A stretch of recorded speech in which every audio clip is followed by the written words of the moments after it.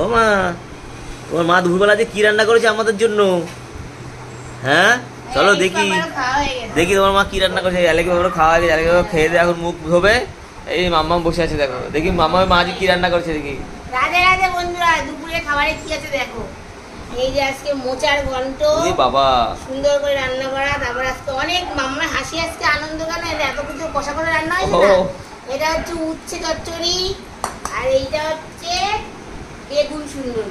বেগুন সুন্দর, বাবা তুমি এত রান্না কি করে করলে? এত এইটা মা কালকে করেছিল। হ্যাঁ এইটা মা উচ্ছেটা মা করেছে, আর এই দুটো আমি করেছি। আর আম আছে, সেলাড আর গরম ভাত। এই গরম, গরিব পরিবারে ভালো মতন খাওয়া হবে আজকে, মানে মজা করা খাওয়া। এই গরমের মধ্যে দুটো রান্না কেন বলো তো বেশি হয়েছে বলে দিচ্ছি। বেগুনটা খাওয়া যাবে না, শ্রাবণ মাস পড়লে উচ্ছেটা খাওয়া যাবে না, এর পরে ছিল রান্না করে ফেললাম। এই গরমে এত রান্না করেছো? রাধে রাধে।